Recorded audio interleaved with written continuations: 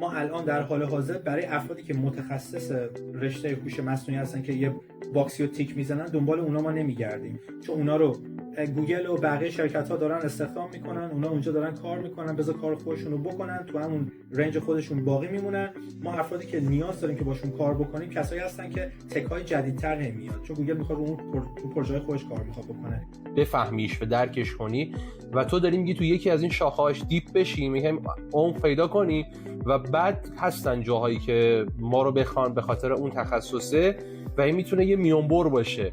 خب یعنی من اومدم اون دانش هوش مصنوعی اضافه کردم به اون کار خودم. حالا راجع به اون افرادی که میخوان سرمایه‌گذاری بکنن، میگفتن آدمای بزرگ، حالا از آدمای کارآفرین و حوزه تک بزرگ دنیا به بچه‌هاشون الان زبان یاد نمیدن. یعنی همون زبان مادری رو فقط میگن داشته باش، دیگه زبان دیگه نمیخوای یاد بگیری، چون زبان قراره منقرض بشه.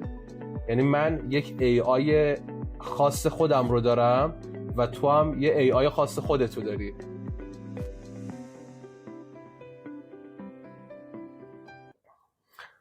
خب سلام عرض میکنم خدمت همه دوستان نازنین. امروز قراره در خدمت یکی از دوستان قدیمی من باشیم، مسعود حیدری، که مدت هاست ایران رو ترک کرده و توی استرالیاست و اونجا فکر کنم هم دانشجو بوده، هم کار تدریس میکرده و هم کارآفرینه. بریم با خودش بیشتر آشنا بشیم. مسعود حیدری. مسعود جان کی رفتی؟ کجا رفتی؟ ایران چی کار میکردی و الان اونجا چی کار میکنی؟ سلام ارشد جان، چطوری؟ خوبی؟ مرسی. باشه. خوشحالم میتونیم بالاخره یک مصاحبه به این شکل داشته باشیم، یک گفتگوی گپی با این شکلی با هم داشته باشیم. آره واقعا. من مسعود حیدری هستم، استرالیا از سال 2013 اومدم و اول دانشجو بودم، بعد شرکت کار میکردم، بعد از اینکه تو شرکت کار میکردم شرکت خودم زدم و تو این زمینه مشغولم و تو شرکت خودم کارمند خودم هستم. کدوم شهری مسعود دقیقاً الان؟ سیدنی هستی. یه کمی به هم بگو که دقیقاً چه تاریخی رفتی و توی ایران که بودی دانشجو بودی فقط رفتی اونجا، این پروسه رو بگو، یعنی سال اول چیکار کردی، سال دوم، بعد زبانت هم یکم بگو داستانش چی بود، چونی که دغدغه‌ای که همه بچه‌ها دارن زبان استرالیا رو بگو دقیقاً چه انگلیسیه و زبان بومی دارن ندارن، اینا یه کمی در مورد این مهاجرت بیشتر برام بگو. باش، حالا متخصص این تاپیک که نیستم، ولی خب حالا سعی میکنم اون چیزای دانسته های خودم بتونم به اشتراک بذارم. زبانش خب زبان اصلیشون زبان انگلیسیه، یه لهجه خاص خودشونو دارن، ولی خب این سرزمین ابوریجینال ها بوده و هست و توسط الان انگلیس 2 قرن پیش عضو کامنولث میشه، مستعمره میشه و زبان اصلیشون انگلیسیه. من حالا یه ذره خوش شانس بودم، چون که مدرسه هم تو استرالیا بودم و واسه یه مدت اتمام دبیرستان و سالهای دانشگاه تو ایران بودم، برای همین لحاظ زبان دغدغه خیلی زیادی نداشتم، ولی خب زبانش زبان انگلیسیه، یه ذره لهجهش فرق میکنه، یه ذره سلنگ تره، یه ذره کوتاه تره بعضی کلمات، ولی خب چیز سختی نیستش که عادت نکنم. بعد یه مدت اجاست میشه، زیاد چیز خاصی نیست. دقیقاً چه سالی از ایران رفتی مسعود؟ سال 2000 دقیقش اولین بار سال 2000، ولی موقعی که خودم اومدم اینجا از سال 2013 فکر میکنم، مارچ 2013. خب وقتی رفتی چیکار کردی؟ یعنی کار شروع کردی، دانشجو بودی و تقریبا اگه بتونی سال بیای جلو ممنون میشم. آره با دوستم موقع فیسبوک اومده بود، چند سالی بود تازه فیسبوک اومده بود، من با یکی از دوستام که تو دبیرستان تو ایران آشنا شدم، همدیگه در ارتباط بودیم. بعد چند سال از من پرسید کجایی، تو چیکار میکنی؟ گفتم من ایرانم. و گفت ما همه داریم از ایران میریم، بعد اون وقت تو الان چرا ایرانی؟ بعد همین شد که جرقه خورد، گفتم بذار ببینم برم یه جای دیگه، نمیخواستم برگردم استرالیا. کاری هم که کردم نقشه رو گذاشتم جلوم، نقشه رو نگاه کردم، گفتم ببینم کجاها رو دوست دارم برم، کجا میتونم برم، تمام شرایط و آب و هوا و فعالیت‌های کاری مختلف کشورهای مختلف رو هم بررسی کردم. آخرش دوباره رسیدم به استرالیا، چون دوباره یه شناختی از استرالیا داشتم. برگشتم استرالیا. تو استرالیا هم دوباره نقشه رو باز کردم، آب و هوا رو مقایسه کردم، خیلی گرماییم. من میدونید خیلی گرماییم، من نگاه کردم ببینم کجا برم کجا نرم. اون سمت غرب استرالیا که یه ذره گرم‌تره، هوامان که خوش‌تره رو خط زدم، پرت یعنی وسترن استرالیا. بین ملبورن و سیدنی هم دقیقاً دو دل بودم کدومو برم، ولی بعد دیدم سیدنی خیلی از بیزنس‌ها، خیلی از فعالیت‌های اقتصادی تو سیدنیه، برای همین سیدنی رو انتخاب کردم که بیام سیدنی. بعد من صنایع خوندم تو دانشگاه، صنایع زیرگرایش تولید صنعتی، ولی تو همون درس‌های خوندم یاد باشه فرشید عبدی بود. فرشید عبدی که از استادامون بود، اگر اینو دید سلام بهش عرض می‌کنم. اقتصاد مهندسی فکر کنم درس میداد، فکر کنم تنها درسی بود که دوست داشتم، اقتصاد مهندسی بود که خیلی علاقه پیدا کردم به اقتصاد مهندسی و تصمیم گرفتم که بیام استرالیا و ریشه کامرس یا هم تجارت رو بخونم و وارد قسمت تجارت شدم. یعنی مستر آف کامرس شروع کردم بخوندم تو گرایش اینترنشنال بیزنس و سال اول دوره دانشجو بودم و همینجوری از بقیه میپرسیدم، مثلا خب بعضی که حالا درسم تموم شد من چیکار بکنم، من همش به فکر بودم که بعد اینکه درسم تموم شد چیکار بکنم. تو یکی از این اجتماع‌های از همین گردهمایی ایرانی بود که تو دانشگاه UTS بودم، با یک نفر اون گوشه نشسته بود، دیدم میذاره چه مرتب اینا گوشه نشسته بودم، احساس کردم با اون بیشتر میتونم ارتباط برقرار بکنم تا اون وسط تو دنس فلور اینا باشم دیگه. باهاش صحبت کردم چیکار می‌کنی و بعد از خواستم که من پیشنهاد بده، مثلا خب فهمیدم که استاد دانشگاه سیدنیه، ازش پرسیدم که چه گرایشی برم خوبه و به من گفتش که برو تو قسمت لاجستیک خیلی خوبه، پیشرفت داره، با اون چیزای آنالیزی که تو دوست داری خیلی میتونه خوب باشه. منم خب واقعیتش همین رو در نظر گرفتم، گفتم خب به من میگه که این خوبه، میتونه خوب باشه، اوردی هم یه ارتباطی برقرار کردم، شاید بتونیم بهم کمک بکنه تو آینده. که حالا یه جورایی دوباره مسیرمون دوباره هم مسیر شد و از اینکه درسم تموم شد، ولی خب یه ذره گرایشم کم کم هی تغییر کرد که بعد دیدم که رفتم بیشتر دنبال اون چیزی که علاقه داشتم، یعنی وارد بیزنس شدم، کامرس شدم، از کامرس رفتم به لوجستیکس، حمل و نقل. بعد تو حمل و نقل توی شرکت شروع کردم فعالیت کردن که درسم تموم شد. اونجا ما با داده‌های زیادی سر کار داشتیم، داده انقدر زیاد بود که ما نمی‌دونستیم چطوری آنالیز بکنیم. بعد همونجوری تو گوگل سرچ انجام میدادم که راه حل چیه، الان این همه داده است، ما می‌خوایم هی اینا رو آنالیز بکنیم، هی گیر میکنه، تو اکسل داریم استفاده می‌کنیم. اون موقع حالا دیتابیس ها بود، اکسس و سه دیتابیس ها و ای آر پی های خودمون اکسپورت می‌کردیم، اطلاعاتو خیلی سخت بود. سرچ کردم بیگ دیتا خیلی کلمه رو میشنیدم. وارد قسمت بیگ دیتا شدم، از اون استفاده کردم تو کارم، خیلی بهم کمک کرد که بتونم پیشرفت بکنم تو خود کار خود من و کارمو خیلی قسمتاشو تونستم حالا با توسط همون دقیقاً تو دانشگاه هم شروع کردم یاد گرفتن، اون وی بی بود و ماکرو اینا تو اکسل، از همونجا یه ذره کدینگ هم شروع کردم و پایتون و اینا، کارامو خیلی استریملاین کردم، خیلی کارم راحت تر شد. دوباره حالا واسه یه قسمتایی که بخوام حالا پیش بینی ها رو انجام بدیم دوباره نیاز به یه ابزارهای دیگه داشتیم. همونجوری کم کم یهو همون موقع اوله بود 2016 یهو صحبت‌های هوش مصنوعی اومد، بعد دیدم خب تاپیک خوبیه و به جای اینکه برم تو گوگل و اینجوری جا سرچ بکنم، به صورت یک انشاتوری سوال گونه برای چند تا از استاد فرستادم که راه حل چیه، تو این شرکت میشه چیکار کرد.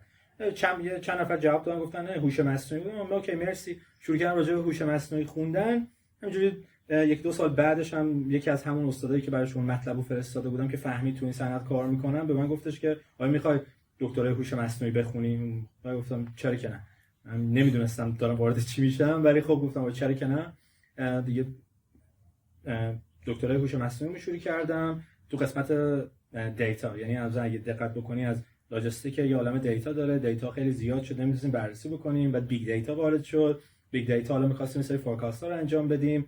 این ایجنت ها تازه خیلی وقت موقع اولش بوده کلمه ایجنت و اتوماتد سیستم اینا می اومد، از این استفاده کردم وارد گرایش هوش مصنوعی شدم. این پرسم بود تا اونجا که بفهمم مثلا هوش مصنوعی چیه.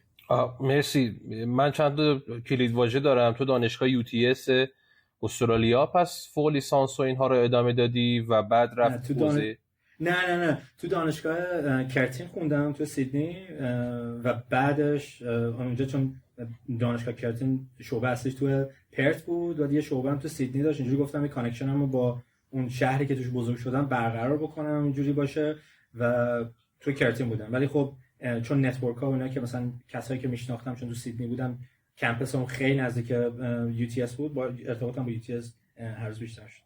خیلی عالی. و بعد دکترای هوش مصنوعی با لوجستیک شروع می‌کنی و میری جلوی کمی تو بحث دیتا کار می‌کنی و در نهایت برای اینکه بتونی خیلی حرفه‌ای توش دیتا رو تحلیل کنی با ای آی ادامه میدی و تو این راه آکادمیکش هم میری جلو. این چیزی بودی که تا الان فهمیدم. یک کمی در مورد مسعود هزینه زندگی، امنیت، بهداشت. ببین ما هدف پادکستمون و این ویدیو اینه که کسی که تو ایرانه و داره اون نقشه رو گذاشته جلوش مثل تو و داره بالا پایین میکنه، اون استابیلیتی میکشه که اینجا نقاط قوت و ضعف و فرصت تهدید نمیدونم ایتالیا چیه. الان چند تا کشورم هستن تارگتن دیگه، از ایتالیا که یه عالمه دانشجو ما داریم میفرستیم، انگلیس، کانادا که دیگه ماشاءالله درها رو باز کرده و خیلی ایرانی‌ها الان فکر کنم یه ایرانی محمد صدا کنی خیلی تو کانادا الان بیشتر از جاهای دیگه است. این حوزه خلیج فارس خیلی داره کار جالبی میکنه و ترکیه از این ور آذربایجان.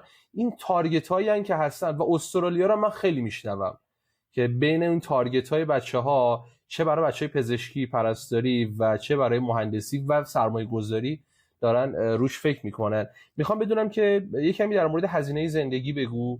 یعنی خب الان یه نفری که دانشجو باشه دخل و خرجش چجوریه، یه نفری که کارمند باشه نرمش دیگه، در مورد نرم هم صحبت میکنی و هزینه ها چطوره، تفریح ها چطوره، چقدر میتونه اون لایف استایل خوب داشته باشه، از این ور امنیت داستانشیه و در نهایت بهداشت و مباحثی که حالا به عنوان مباحث جامعه‌ای میشه در نظر گرفت. ممنون میشم بهم بگی. آره خب اولا که من بگم جامعه شناس نیستم، راجع به هیچ کشوری تخصصی نمیتونم جواب بدم، فقط میتونم تجربیاتی که خودم داشتم و بگم. تجربی که خودم داشتم و تجربه خودم بر اساس لایف استایل خودمه و تجربیات کاری من بر اساس تجربیات کاری که خودم داشتم و اون افرادی که حداقل باشون در ارتباط بودم هستش. یعنی پس نمیشه بستش داد به کل افرادی که میخوان مهاجرت بکنن و در مقایسه با کشور دیگه هم خیلی کمتر میتونم اطلاعات داشته باشم. بیشتر اطلاعاتی که میتونم داشته باشم در رابطه با رشته خودم و تیتر کاری خودم راجع به استرالیا و بقیه کشورها میتونم صحبت بکنم، ولی به صورت جامع شاید نتونم بگم. خرجای دانشگاهی اینجا تا 10 سال گذشته خب خیلی گرونتر شده، هزینه‌ها خیلی بیشتر شده نسبت به قبل. هزینه‌های متوسط زندگی هم حتی عوض شده، به طوری که تو اون سالی که من دقیقاً داشتم همه این چیزا رو در نظر می‌گرفتم، مثلا 2013 14 که تو سالی بودم داشتم اولا خشن خیلی دیگه بیشتر آنالیز می‌کردم ببینم کجا برم چیکار بکنم، ولی تصمیم درست گرفتم حالا اینجا باشم برم آمریکا، اینجا باشم برم یک کشور دیگه. مقایسه می‌کردم سطح درآمد خوب اون موقع بود 100,000 تا، یعنی کسی که سالیانه $100,000 درآمد داشت سطح متوسط رو بالا بود.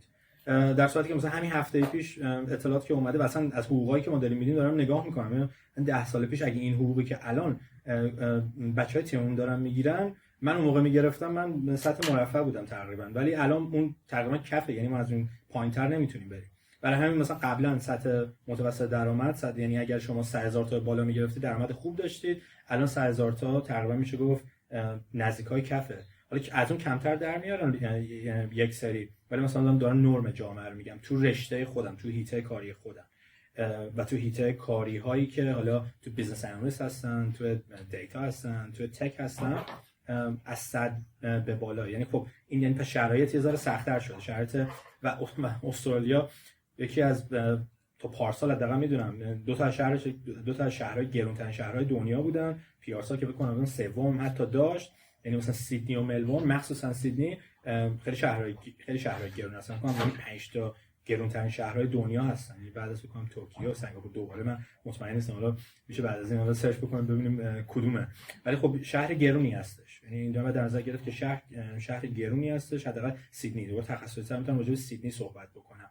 ولی هزینه ها شهرهای دیگه ارزون تر میشه، ولی بازم نسبت به اون هیته کاری که دارن، یعنی مثلا بعضی از صنعت ها یک میزان درآمدی رو دارن. اگه حالا به اون یعنی همه یه اوورد ریت بهش میگن، یعنی مثلا اگه تو ریتیل شما دارید توی فروشگاه زنجیره کار میکنید یه ریت به خصوص داره، و اگه حالا اگه تو سیدنی بخواید اون تو کار باشید یا تو پرت، خب 100% تو پرت میتونید بیشتر سرو کنید چون هزینه‌های زندگی کمتره ولی اون حقوقا دوباره ثابته. ولی خب بذار با کیس عملی بریم جلو.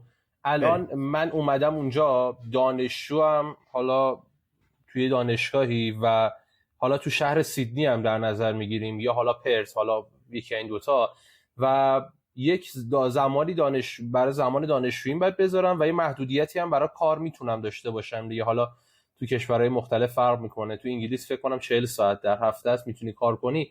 میخوام بدونم با یه هزینه‌ای که میخوام برم کار کنم آیا میتونم از پس هزینه‌های خودم بر بیام یا نه باید حتما یه پشتوانه مالی از ایران داشته باشم یا چپم خیلی پر باشه؟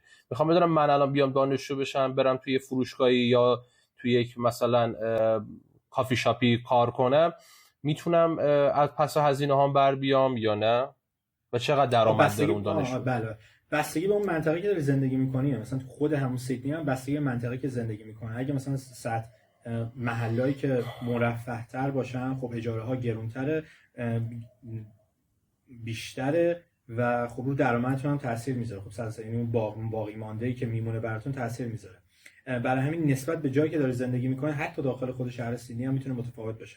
آیا پس هزینه‌ها میشه برای من با یه کسی که داره فول تایم کار میکنه میتونه پس هزینه بر بیاد اگر بتونه مسکنش رو سکیور بکنه. اگر حالا مسکنش هم بعد یکم فاصله بگیره نسبت به کاری که کار میانه دارم چیز میکنم، نه میانگینه درآمد، اون میانه درآمد، مثلا میدین دیگه، میدین اینکامی که هستش با اون میتونه تو مثلا با فاصله 15 کیلومتری از اون مرکز شهر بتونه شاید زندگی بکنه، حالا بعد به استثنای بعضی از محله ها، ولی بازم خیلی متفاوته.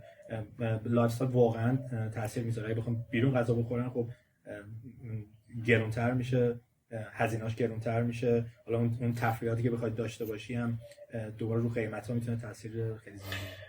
مسعود جان، امنیت و بهداشت این دوتا کلید واژه رو چی داری در موردشون بگی بهمون؟ دیگه استرالیا یکی از کشورهای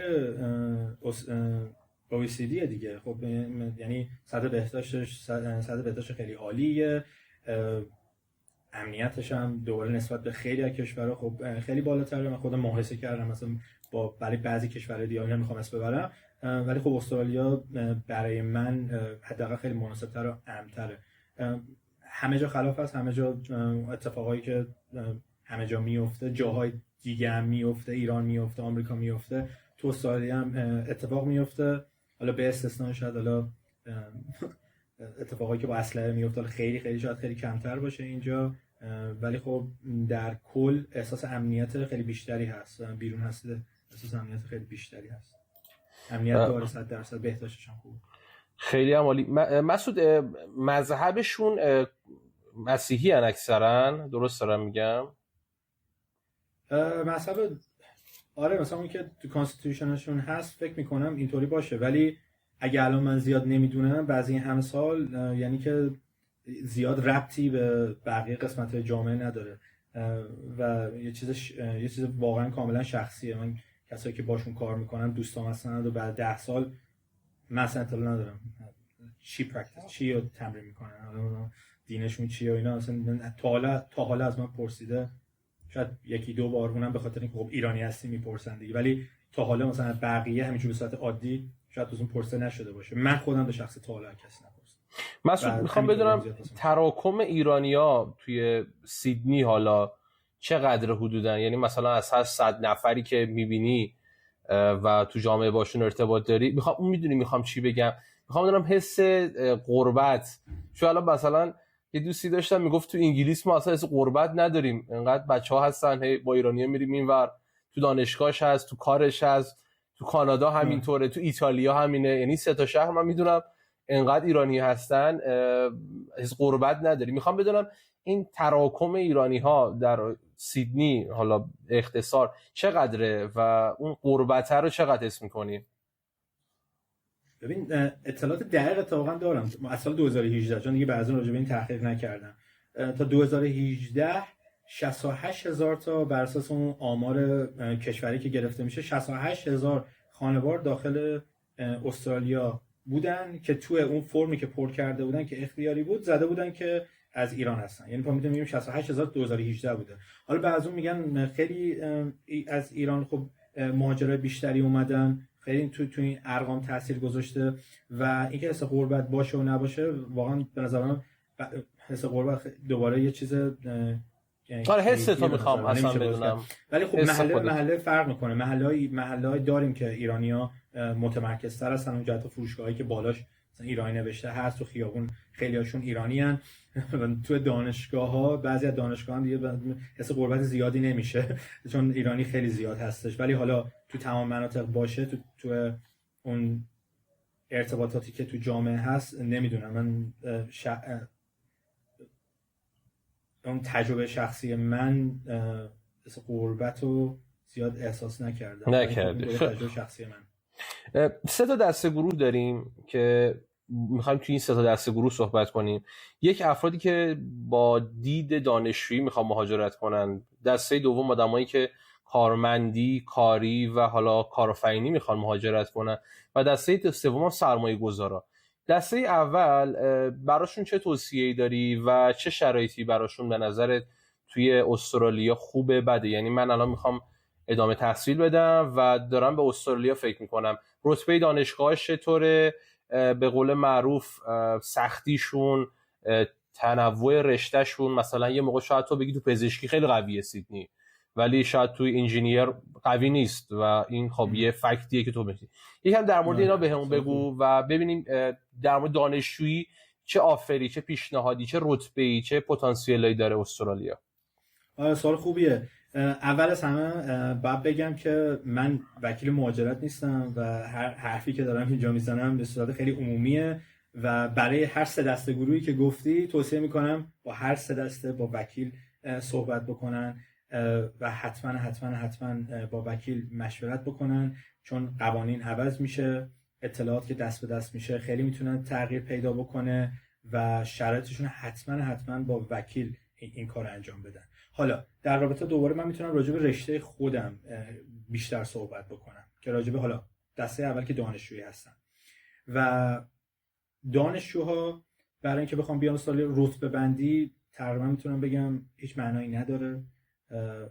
اگر دانشگاهی که جزو دانشگاهی که شناخته شده هست، حالا مثلا یه گروه G8 هستش تو استرالیا، دانشگاه خوبی هستش، یه گروه دیگه هستش که فکر کنم ATN نتورک هستش، زیاد حالا مطمئن نیستم ولی خب یه دانشگاه هست مثلا کرتین UTS یه سری‌ها توش هستن، دانشگاه جوانتری هستن که تکنولوژی بیس بیشتر هستن و اینکه آخر میشه گفت دانشگاه زیاد تو رتبه بندی به نظر من نمیاد تو اعداد وارد شد.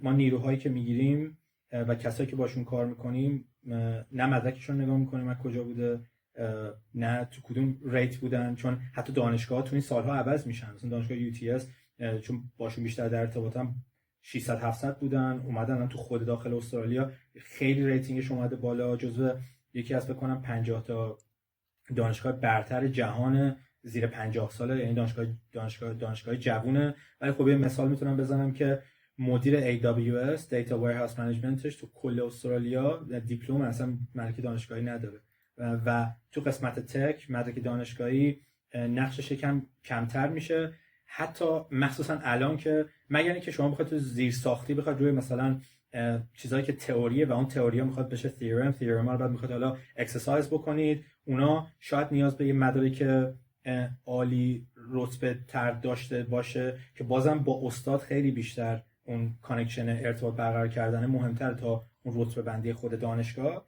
ولی تو محیط کار مدرک دانشگاهی مگر اینکه اون کار اوله بخواید بگیرید میتونه یه نکته مثبتی باشه ولی نه تنها کلش نیست. حتی به نظر من حداقل تو تکی که ما هستیم هیچ موقع همین امروز که یه ریفرال داشتم برای اینکه یکی از تیم ممبرمون رو بخوان از همون با مذاکره خودمون قرض بگیرن که بره توی پروژه دیگه بهشون کمک بکنه. تا الان راجع به مدرکش اصلا صحبت نشده. حتی خود منم نمیدونم مدرک کجا گرفته، چون اون کار انجام دادنش برام مهمه. اون سافت اسکیلایی که داره با بقیه ارتباط برقرار بکنه، صحبت کردنش، جای پیشرفتی که واسه خودش داره. ولی اینکه حالا داره تو از کجا مدرک گرفته، من میگم من جز اونایی که تو دانشگاه خودم بودن، دانشگاهی که دیگه میدونم چون از طریق اون دانشگاه باهاش آشنا شدم، هیچ کس نمیدونم. جان خب من رتبه دانشگاه UTS رو سرچ کردم وسط صحبتت، رتبه 90 داره تو جهان و رتبه بالاییه به نظر من. فکر کنم 500 هستم من. آره همین الان سرچ کردم، حالا میذارم این اسکرین شات رو توی همین مکالمه. بریم برای دوستانی که میخوان برای کاری بیان. اصلا فرصت وجود داره، چون استرالیا از اون جاهایی که ما خیلی چند وقتی ها میشنویم یه قایقی غرق شد از ایرانی ها که حالا تو مسیر غیرقانونی میخواستن بیان متاسفانه، و هم خبر خیلی ناراحت کننده ایه. خب به خاطر یه سری شرایط قطعا این ریسک بزرگ رو میپذیرن. خیلی هم مسعود به نظر من پروژه سختیه، تو یک ریسک عجیبی کنی که با قایق بخوای بری استرالیا. ولی میخوام بدونم که الان من میخوام کاری اقدام کنم، یعنی من دیگه درس نمیخوام بخونم یا حالا به اون تارگت خودم رسیدم، چجوری میتونه برای درس اقدام کنه؟ آیا سایتی داره یا مثلا باید بره تو سایت فریلنسر، بعد بره حالا یه جاب آفری تو ایران نمونه کار بزنه، بعد کمی دستش پر شد بیاد استرالیا؟ یا پیشنهاد چیه برای آدمایی که میخوان کارمند بشن و بعد برای اونایی که بیزینس داره؟ من یه شرکتی دارم تو ایران ولی خب به خاطر شرایط عدم استیبلی که تو ایران داریم یه کمی ذهنم درگیره که خب توی استرالیا هم یه کاری کنم. این دوتا آیتم رو چی میبینی؟ فکر کنم یه کمی هم توی این حوزه دیتا داری، بتونی بیشتر کمک کنی. آره سوال خوبیه، سوال به نظرم سوال جالبیه. خب در رابطه با هیته کاری بهتره که تخصصی راجع به صنعتی که میدونم صحبت بکنم که اینجوری میتونه کمک بهتری باشه برای اون افرادی که زبان من الان میفهمن که دارم راجع به چی صحبت میکنم و راجع به چیزهای دیگه که تو حال بقیه قسمت‌های رشته‌های دیگه هست داخل استرالیا صحبت نکنم، که اینجوری حداقل یه چیزی بیشتر از اون چیزی که تو گوگل سرچ میشه انجام داده و من بتونم بگم. سایت‌هایی که میشه ازشون پیدا کرد دوباره با یه گوگل سرچ ساده در میاد. سیک هستش، ایندید هستش، لینکدین هستش، یه سایت‌های هستش، ولی اینکه از کدوم سایت اقدام بکنم زیاد مهم نیست و اینکه از کجا هم اقدام بکنیم باید. به نظر من اپروچی که فرد داشته باشه خیلی مهم‌تره. اولین کاری که مثلا میتونه بکنه زبان انگلیسی رو قوی بکنه، چون نحوه ارتباطی هستش با یک نفر دیگه.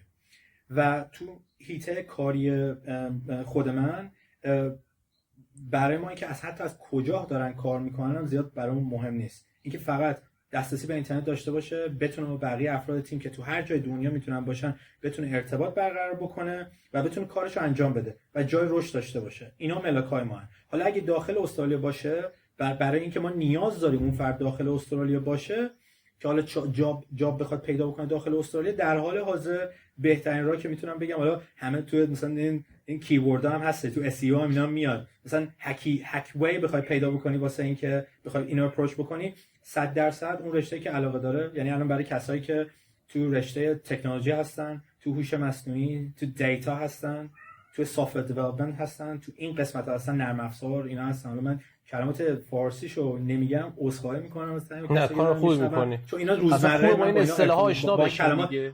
نه اصلا با این کلمات من کار نمیکنم، برای همین اونایی که بزنم نمیرسم عذرخواهی میکنم اینطوری میگم. بعد تو پروژه‌های اوپن سورس فعالیت بکنن، چون ما خودمون هم برای الان در حال حاضر با هوش مصنوعی، اگر اون کورس هایی که حتی وجود داره تو کورس هایی که خود مایکروسافت میذاره، کورس هایی که خود گوگل میذاره، کورس هایی که تو خود لینکدین هست، الان در رابطه مثلا با چت جی پی تی، اوپن ای آی، همشون الان ریکوردینگشون رو کنیم مثلا با چت جی پی تی 3 به کار برده میشه. بعد شما به فرض مثال برای اون کسایی که الان متوجه میخوان یه کاستم جی پی تی بسازن، اونایی که متوجه میشن فکر کنم بدونن سورساشو برام ببینم، مثلا زده چت جی پی تی 3 در صورتی که اصلا دیگه اون نیست. یعنی سورس اون اطلاعات هم انقدر سریع داره پیشرفت میکنه این زمینه، حتی اون کورس ها چیز نیستش. برای همین اگه الان بره یه کورسی رو بخونه که بخواد یاد بگیره، یک بیسس رو داشته باشه، بهترین کار اینه که تجربی یاد بگیره. تجربه حالا چجوری میتونه وارد بشه که خودی نشون بده که علاقه داره. ما الان در حال حاضر برای افرادی که متخصص رشته هوش مصنوعی هستن که یه باکسی رو تیک میزنن، دنبال اونا ما نمیگردیم، چون اونا رو گوگل و بقیه شرکت‌ها دارن استخدام میکنن، اونا اونجا دارن کار میکنن، بذار کار خودشون رو بکنن، تو همون رنج خودشون باقی میمونن. ما افرادی که نیاز داریم که باشون کار بکنیم کسایی هستن که تک‌های جدیدتر میاد، چون گوگل میخواد اون پروژه خودش کار میخواد بکنه، با اون 2% تک‌هایی که وجود داره میخواد با اونا ارتباط برقرار بکنه. منظورم مثلا اوپن سورس پروژکت ها چیه؟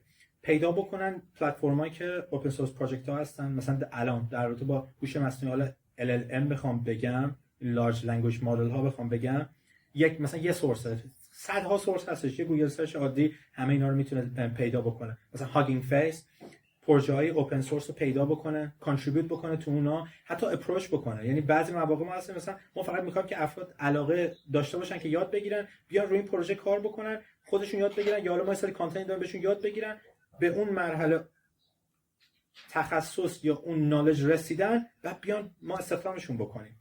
یعنی این اتفاق هم میتونه خیلی خیلی راحت‌تر پیش بیاد و الان به نظر من خیلی خیلی پوزیشن خوبیه، به خاطر اینکه شما بخواید مقایسه بکنی که الان ما اگه دنبال یه نفر باشیم که برای یه پروژه می‌خوایم کار بکنیم، یه نفری که تو اون اوپن سورس پروژکت با این ابزارهای جدیدی که وجود داره، این فاین تیونینگ‌ها رو بلده، اون بیاد اونو ما پیدا بکنیم که علاقه داشته باشه با اون کار بکنه، چون معلومات 100% بیشتر شه. یه نفر بریم از گوگل برداریم بیاریم کار بکنیم، اون کسی که الان تو گوگل بیشتر داره با حالا نمیخوام وارد اون هیتا بشم، ولی اون اسکیل ستی که داره اسکیل ست نیستش که تو زمینه ما بتونه بهمون کمک بکنه، چون اسکیل ستی که اون داره میتونه از گوگل بره، آمازون، از اون بره به شرکتایی که خودن دیپ تک دارن کار میکنن. ولی برای افرادی که میخوان وارد این صنعت بشن خیلی الان موقعیت خوبیه به خاطر اینکه نیاز نیستش که تو رزومش بزن 10 سال سابقه دارم تو این کار. 10 سال سابقه رو نیاز نداره. اون کار الان در حال حاضر تو قسمت هوش مصنوعی اون کارو بلد باشه، از already کار واسش هست. یعنی حالا بگم سابقه دارم زیاد نیست وارد کار، چون اون کسی هم که داره اونو میگیره که رو اون پروژه کار بکنه، اونم اونقدر زیاد وارد نیست، چون تکنولوژی همینجوری داره پشت سر هم پیشرفت میکنه. یه ایده ای رو داری میده مسعود. من یه جوری دیگه بگم، به نظرم نکته مهمیه.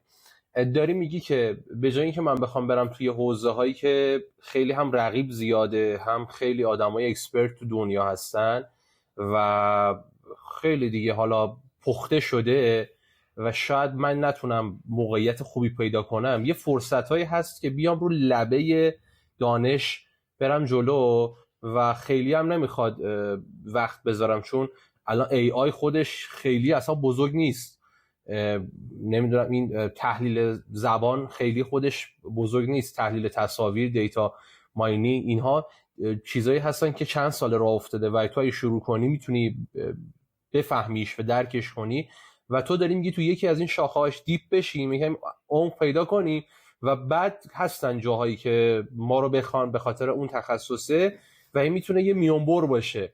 یعنی به جای اینکه من بخوام برم الان تو صنعت مهندسی لوجستیک که یه صنعت خیلی قدریه و یه عالم اکسپرت هست، میتونم برم تو یه حوزه تخصصی لوجستیک، تو بخش AI، تو بخش مثلا تحلیل حالا تصاویر و اونجا یک مهارت رو کسب کنم و احتمالاً متقاضی برا من زیاده که منو بخوان و بتونم از طریق این هم کار پیدا کنم، هم فرصت ها رو پیدا کنم. درست میگم مسعود؟ درست دقیقاً. الان اون تیمی که باشون خیلی سال پیش کار میکردم تو هم شرکتی که لوجستیک بودم، الان مبالغ خیلی زیادی رو دارن کنترل میکنن. 20 نفر شاید زیر مجموعهشون داره کار میکنن، الان سینیر منیجر هستن تو اون پوزیشنی که خودشون دارن.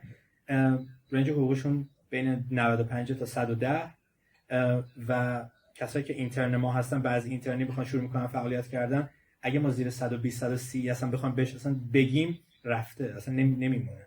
یعنی تو مثلا یه نفری که 20 سابقه داره با یه نفری که 3 ماه یه چیزی رو یاد گرفته داره حقوق از اون بیشتر میگیره، به خاطر اینکه خواهان واسش هست. یعنی دقیقاً دوباره میگم به اقتصاد، عرضه و تقاضاش زیاد.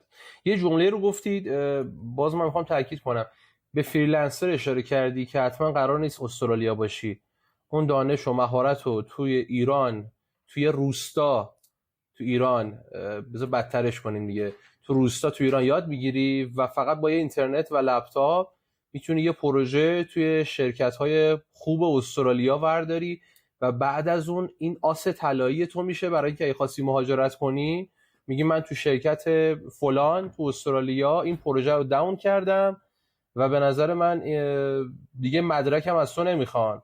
میگن تو اوکی کاربلدی دیگه، تو اصلا مهم نیست تو مدرک داری یا نداری. و به نظرم اون فوت کوزه‌گری است. جالبه. مسعود این دستگاه پشت سرت چی ان؟ من از اون اول برام سواله کمی بگو چیه دستگاه پشت سرمون. اینا آپاشن و حالا بعضیشون هم حالا تفنگ‌های مختلفه ولی بازیه. خب چون ما تو تک هستیم، تمام کسایی که اینجا داریم یا همشون یه گیمر هستن یا همشون تو تیک تاکن یا از اون صنفی که فکر میکنی که الان یه نفر اینجا با کت شلوار نشسته، تا حالا اصلا فکر میکنم اگه از هر 100 نفر فکر کنم یکی از نیروهامون فکر کنم با کت شلوار باشه. اصلا فرق میکنه، اصلا با این صنعت یه ذره داستانش فرق میکنه. سن نمیشناسه، جنسیت نمیشناسه و این خیلی خوبه که بتونه ما یک موومنتی کردن به وجود دیسنترالایز ای آی بهش میگن که بخواد این پخش بشه، بس داده بشه به تمام افراد جامعه. و نه تنها این، افرادی که تو اون شرکت‌های بزرگ هستن که دارن کارهایی که خیلی استراکچر دارن انجام میدن، کارهای اونا خیلی در خطره. یه پیشبینی که تازه شده، بعضی که فکر می‌کردن یه سری ایجنت‌ها، یه سری پیشرفت‌هایی که هستش تو این تکنولوژی تا 2030 میاد، الان فهمیدن تا 2026 تا شاید 2025 میاد. تازه وقتی فکر می‌کردن 2030 میاد 300 میلیون فرد آدم که بلو کالر هستن، یعنی کار آفیسی دارن، وایت کالر هستن، بلو کالر اونایی که تو تریدی انجام میدن، اونایی که وایت کالر هستن یعنی تو آفیس کار میکنن، کارشون در خطره. 300 میلیون نفر. حتی مایکروسافت، گوگل اینا هم خودش اینا رو میدونه که اومده برنامه‌ریزی کرده. مثلا به فرض مثلا مایکروسافت که الان تو هند داره 3 میلیون فردو داره بهشون آموزش میده. این آموزش هم رایگانه تو سایت، میتونن افراد برن ببینن، پیدا بکنن، بخونن همونو، چون خود مایکروسافت میخواد اونا رو استخدام بکنه. حالا چون به خاطر اینکه از اون برای خودش داره باعث میشه که 5 میلیون 6 میلیون نفر کارشون از دست بدن، از این واسه اینکه اون ایمیج کورپرات ایمیجشون، اون وجهه شرکتشون رو حفظ بکنن، دارن از این ور کار مجانی دارن ایجاد میکنن. یعنی آموزش دارن رایگان میدن. یعنی به جای اینکه یک نفر بخواد بره 50000 تا 60000 تا بده پای تحصیل، میتونه مجانی همه اونا رو یاد بگیره اگر تو این صنف باشه. و نه تنها این، اصلا نیست، اصلا دوره دانشگاهی واسش نیست. یعنی حداقل من تا اونجا که من اطلاع دارم نیست، چون ما با دانشگاه در ارتباط هستیم در حال حاضر که این کارهای بهش میگن کارهای آینده. یعنی ما یک باری که از دانشگاه خود داخل سیدنی داریم تو هفته آینده صحبت داریم که کارهای آینده چی هستن که برای اونها بیان حالا دوره بگذرونن. چرا بعد این دوره گذاشته باشه؟ این دوره رو شرکت دارن مثلا مجانی میدن، همونا رو میشه مجانی یاد گرفت. نیازی نیست اون دوره رو یک نفر بره بگذرونه. دوباره نه جنسیت میشناسه نه سن میشناسه. الان افرادی که ما از نپال دارن برای ما کار میکنن، مثلا اطلاع ندارم، نشاید کوهستان باشن، هر جا، فقط من میدونم اینترنت دارن و اون کارو بلدن دیگه. بقیه‌شو من مثلا برای من فرق نمیکنه، جنسیتش هم برام فرق میکنه، چون از اسم من حتی نمیتونم تشخیص بدم جنسیتشون چیه. یه نکته رو سالهای قبل من خودم خیلی برام جلو، هند خیلی واقعا تو تکنولوژی قدره و واقعا بهترین نرم افزارها توی سخت افزار نرم افزار رو تو دنیا دست گرفته و همه فیلم ها رو میبینیم فکر میکنن هند خیلی آدمای عقب افتاده ای ولی واقعا پروفشنال دارن عمل میکنن. یه نکته رو هم اشاره کردی دوباره دوستان، دوره‌های لینکدین، دوره‌های گوگل، دوره‌هایی که حالا داره میذاره فوق‌العاده‌ان، خیلیش رایگانه مسعود، خیلیشون رایگانه. و سایت‌های کورسرا، یودمی، اینایی که لیندا، من واقعا به نظر من حالا جدا از اینکه یوتیوب خودش همه اینا رو هم دوباره کاور میکنه، فقط تو لازم به اینترنت دسترسی داشته باشی. و خود من یه زمانه هی با حسرت می‌خورم چرا کمی میریم تو یوتیوب میچرخیم، تو اینستاگرام میچرخیم، بعد کمی سعی کنیم از این اینستاگرامه سویچ کنیم توی نمیدونم تو لیندا، توی کورسرا، تو لینکدین، توی جاهای دیگه و سعی کنیم دوره بتونیم یاد بگیریم. و به نظرم فیوچر استادی خیلی کلمه مهمیه. یعنی ما بریم الان ببینیم تو حوزه ای آی چه خواهد شد، تو حوزه زبان چه خواهد شد. یه نکته جالب بگم مسعود، شاید برای تو هم جالب باشه. یه مقاله میخوندم میگفتن آدمای بزرگ، حالا از آدمای کارآفرین و حوزه تک بزرگ دنیا، به بچه‌هاشون الان زبان یاد نمیدن. یعنی همون زبان مادری رو فقط میگن داشته باش، دیگه زبان دیگه نمیخوای یاد بگیری، چون زبان قراره منقرض بشه. یعنی من یک AI خاص خودم رو دارم و تو هم یه AI خاص خودتو داری و من صحبت میکنم، AI من میفهمه تو چی میخواد، تو کی، و به AI تو ترجمه میکنه و AI ها با هم صحبت میکنن. یعنی یک مادر لنگویج میاد به نام حالا نمیدونم چی و اون میشه زبان دنیا و حالا من به هر زبانی میخوام صحبت کنم، AI من میفهمه تو کی و AI ها با هم صحبت میکنن و این خیلی به نظر من جالبه. یعنی هی با وجود از انقلاب کامپیوتر دنیا هی داره کوچیک‌تر میشه و راحت‌تر میشه و تمرکز رو کلا داره از بین میبره دیگه. تو متاسفانه دقیقاً مثلا کلمه خیلی کلمه استفاده کردی که من با هر کسی که میبینم بهشون این کلمه رو میگم که هوش مصنوعی در حال حاضر تو این موقعیتی که الان وجود داره یک ابزار، یک گجت، این ساعت هوشمند اینا نیست، یک انقلابه. ما الان در حال حاضر یک انقلابیم. برگردیم تاریخ رو بخونیم، به نظر من یه چیزی که آدم کنار همون درسایی که راجع به هوش مصنوعی می‌خواد ببینه، مسیر رو بخواد ببینه، به نظر تاریخه. یعنی شاید باورتون نشه ما خیلی تاریخ رو نگاه میکنیم. دقیقاً انقلاب مثلا میاد نساجی که اومد، اون دستگاه‌های ماشینالات که اومد، اون افرادی که دستی کار می‌کردن گفتن نه کار ما ریپلیس نمیشه، کارشون ریپلیس شد، نیازه، ولی حالا اون دستگاه جدیدن نیاز به نیروی جدید داره، واسه اون نیروی جدید ما باید آماده بشیم. برای هم در حال حاضر داره یک انقلابی صورت میگیره و افرادی که عقب بمونن تو این فورس عقب میمونن، یعنی واقعا عقب میمونن از این موج و الان اولای موجه. برای همین آدم سوار موج باشه با همین موج میره بالا. در حال حاضر یعنی تکنولوژی جدیدی نیستش. و حالا به یه زبان دیگه بگم برای کسایی که پروگرامینگ حتی برنامه‌نویسی رو میدونن، یه کامپیوتری بود، یک کدهای 0 و 1 بود، این 0 و 1 ها یک پرامپتی رو اکسیکیوت میکردن، یک کاری انجام میدادن. ما نیاز داشتیم که اون زبان رو بلد باشیم و به اون زبان 0 و 1 که آخر به اون 0 و 1 باینری کدا میرسید بتونیم با اون دیجیتال، به جای انالوگ با اون دیجیتال سیستما بتونیم ارتباط برقرار بکنیم. در حال حاضر الان یک شغلی مشابه این هست که حالا بهش میگن پرامپت انجینیرینگ. حالا ترجمه فارسی دیگه اصلا نمیدونم، تا حالا اصلا نمیدونم چیه، ولی الان پرامپت انجینیرینگ حتی داخل استرالیا هم مرحله اولیه است. یعنی من هفته آینده بخوام صحبت داشته باشم در رابطه با آینده کار، راجع به پرامپت انجینیرینگ صحبت خواهم کرد. دیگه اصلا فرقی نمیکنه استرالیا باشن ایران باشن. پرامپت انجینیرینگ میشه چی؟ خب این قبل که کامپیوتر می‌خواستیم ارتباط برقرار بکنیم که یک سری از کامپیوتیشن ها رو واسه ما انجام بده، الان یک زبان دیگه ای لازمه که بتونه با اون هوش مصنوعی، دوباره با اون تکنولوژی که این کامپیوتر بتونه ارتباط برقرار بکنه. و الان این پرامپت انجینیرینگ میشه اون زبان انگار برنامه‌نویسی هوش مصنوعی که حالا شما بگی خب من فقط برم برنامه‌نویسی یاد بگیرم که با این صحبت بکنم. نه، دقیقاً این مشابه همون. ما فقط ارتباط با اون سیستمی هوشمندی که وجود داره رو بتونیم ازش ارتباط دقیق بگیریم. این ارتباط خیلی مهمه. یعنی الان این یه زبان جدید، زبان برنامه‌نویسی جدید نیست، یک زبان که ارتباط برقرار کردن با این وجود که ما خودمون ساختیم. انتیتی که الان وجود داره، AI به صورت انتیتی بگیریم، مثلا AGI که مثلا میگن، مثلا Artificial General Intelligence که میگن، ما میتونیم ارتباط برقرار بکنیم. این نیاز به هیچ زبانی هم نداره. یعنی شما باید از اون بخواد که اون کاری که میخواید رو بتونه انجام بده.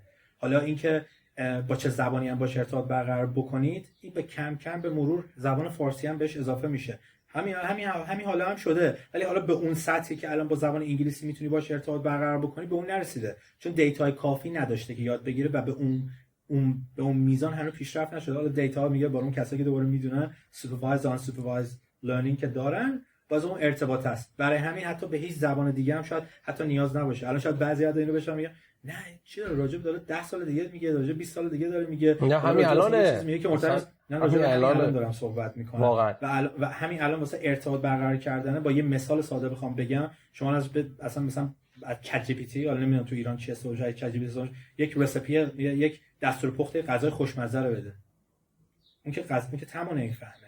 پس شما زبان محاوره باهاش بلد نیستید. شما بگی مثلا یه غذایی به من بده که با این مزاج، با اینجوری باشه، من این اینگریدینت ها رو دارم، با اینا میتونم چجوری کنم، تو 10 دقیقه وقت دارم. و مثلا شما الان بهش بگید یه غذای خیلی خوب به من بده با تخم مرغ و با تخم مرغ فقط مثلا دو تا چیز دارم، تخم مرغ دارم، نمک و فلفل دارم. میتونی یه پرسه‌ای بهتون بگی که سفیده رو جدا بکنید از زرده، 1 هفته طول بکشه و 1 هفته بعد شما به غذا برسید و دقیقاً این دستور رو بهتون میده. دقیقاً این زبان برنامه‌نویسی. شما قبلا میگفتید که بخواد یک عددی رو بین 1 تا 100 بخواد واسهتون پیش بینی بکنه، شما بهش میگفتید 1، بعد میگفت نه، بعد یه برنامه‌نویس ساده اینو میگفت خب 2، میگفت نه پس میشه n به اضافه 3. ایال 99 بود، بعد میگفت ایال 1 تا 1 بیلیون بشه چقدر. در حالی که حالا دوباره نحوه ارتباط دوباره بهتر میشه، میگه این اون برنامه‌نویسه که یه برنامه‌نویس بهتر بیاریم سر کار بلدتر بیاریم، بیاد از الگوریتم‌های مختلف استفاده کنه، بگه بین 1 تا 100 رو نصف بکنه، بگه 1 تا 50 و میگه نه، مثلا میگه نه بالاتره، 1 تا مثلا 50 تا 75. اینجوری یعنی راههای بهتر ارتباط برقرار کردن باشه. دوباره زبان برنامه‌نویسی نیست، زبان محاوره است که حالا در حال حاضر فعلا بهش میگن پرامپت انجینیری. حالا تو ببینیم چه جوری تغییر پیدا میکنه، بعداً به چی تبدیل میشه. یه نکته خیلی جالب این که انقدر سرعت داره میره بالا، الان یه فیلم کامل رو تونستن با AI بسازن، یعنی نه کارگردان، نه دوربین، نه بازیگر، نه هیچی، فقط اومدن بهش یه حالا دیتایی دادن و بعد این اومده ویدیو ساخته. و قطعا خب خیلی فیلمسازا بیکار میشن، انیمیشنرها، دوبلرها، و باید تن داد. یعنی مثل آدمایی که یه زمانی میگفتن به قول معروف فیبر نوری اونقدر قوی نیست، اینترنت ماهواره‌ای قوی نیست، تلفن چیه، تلفن جایی نمیتونه بگیره و ناخودآگاه مجبور شدن بپذیرن. من همیشه یاد راننده‌های تاکسی میافتم تو ایران، اوایلی که حالا پرداخت آنلاین اومده بود، میگفتن نه پول بدید و مردم میگفتن آقا من پول ندارم، یه کارت دارم فقط. و آروم آروم اپلیکیشن ها اومدن و کمک کردن و راننده تاکسی ها مجبور شدن قبول کنن و اونایی که قبول نمی‌کردن خب مسافر و آیتما رو از دست میدادن. نکته که میخوام بگم اینه که الان نباید ما فقط بیایم رو آخرین لول دیتا رو به دست بیاریم، اون لبه دانش رو، و حالا یه چیزی یاد بگیریم. باید هم اونو یاد بگیریم، هم هی ببینیم چی داره میاد. یعنی الان مثلا عینک اپل اومد ولی هنوز نتونسته جاشو باز کنه، یعنی خیلی هنوز نخریدنش، خیلی متاورس کجاست مسعود؟ الان متاورس اومد خیلی سر و صدا کرد بیای زمین بخرید، داروخانه ولی نتونست اون جایگاه ها به دست بیاره. اما چت جی پی تی اصلا هیچ کس فکر نمی‌کرد، یعنی حالا اسم سازنده‌شو یادم رفته ولی یهویی به عنوان یکی از خیلی آدمای معروفی تو دنیا تبدیل شد و الان حرفش خیلی حرف قویه. کریپتوکارنسی ها کجا بودن؟ یهویی اومدن و دنیا رو متحول کردن، NFT و حالا چیزهای دیگه. پس هم باید آخرین لول ها رو یاد بگیریم، هم هی ببینیم چه خبره، یعنی هی باید در جریان باشیم ببینیم که آخرین قصه‌ای که داریم شه. خب مسعود عزیز، تا اینجا من جمع‌بندی کنم به چیا رسیدیم. اینه که زبان یاد بگیریم، چه حالا میخوایم بریم چه میخوایم بمونیم، و زبان انگلیسی مال استرالیا، و سعی کنیم ببینیم لبه های دانش چه خبره تو حوزه‌ای که علاقه داریم.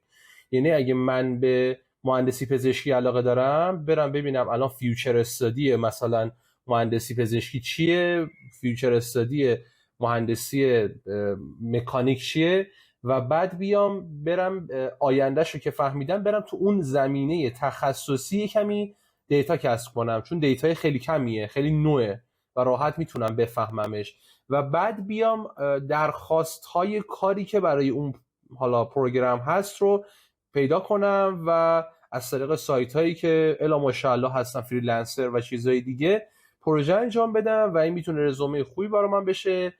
کار در سطح جهانی کردم و میتونم بفهمم کجام و همیشه هم هی بخونم آینده داستان چیه.